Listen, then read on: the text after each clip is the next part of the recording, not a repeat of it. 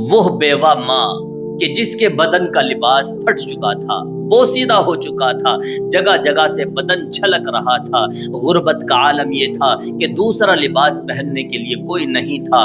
اس کا وہ بچہ جو ابھی شعور کی منزل پر قدم رکھ رہا تھا، اس کے بھی کچھ ارمان تھے، اس کے بھی کچھ جذبات تھے۔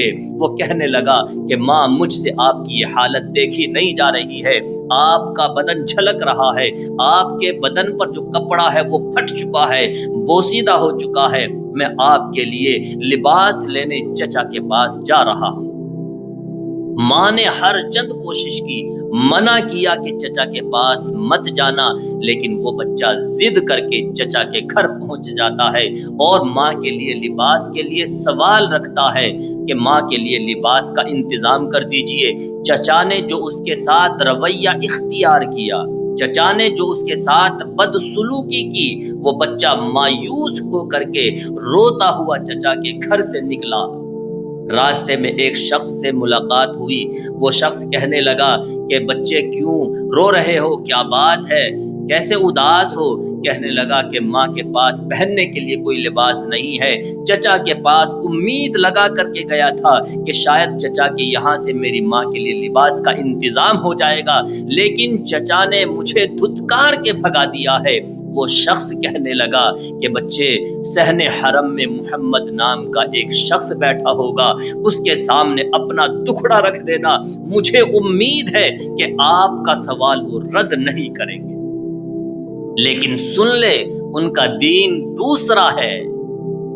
وہ شخص ماں کے پاس پہنچتا ہے اور ماں سے اجازت طلب کرتا ہے کہ مجھے بتایا ہے کہ صحن حرم میں محمد نام کا ایک شخص بیٹھا ہوا ہے اور وہ میرے سوال کو رد نہیں کرے گا، لیکن ساتھ ہی یہ بھی بتایا ہے کہ اس کا دین کوئی اور ہے۔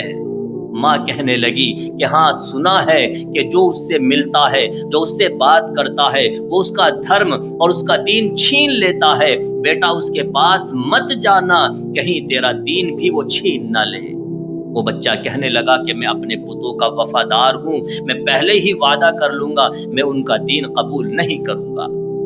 بالآخر وہ شخص، وہ بچہ حضور کے پاس پہنچتا ہے صلی اللہ علیہ وسلم۔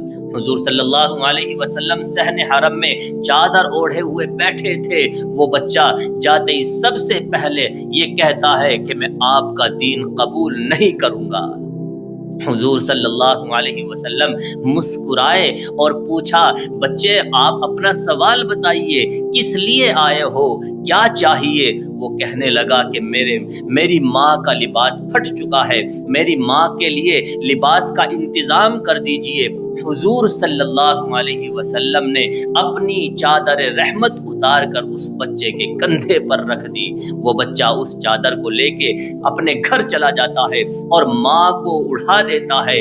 جب ماں کو وہ چادر اڑھاتا ہے تو ماں ایک ٹھنڈک محسوس کرتی ہے، انوار رحمت اس کو محسوس ہوتی ہے، اور وہ پوچھتی ہے کہ بیٹا، کہیں تو نے اس کا دین قبول تو نہیں کر لیا؟ وہ بچہ کہنے لگا کہ میں نے پہلے ہی شرط لگا دی تھی، میں نے پہلے ہی وعدہ کر لیا تھا کہ میں آپ کا دین قبول نہیں کروں گا۔ وہ ماں کہنے لگی کہ بیٹا، اس کا دین قبول کرنا چاہیے کہ جس نے ہمیں یہ رحمت والی چادر اڑھائی ہے اور اس چادر کے اندر جو مجھے سکون محسوس ہو رہا ہے، اس کا دین ضرور قبول کرنا چاہیے۔ سبحان اللہ۔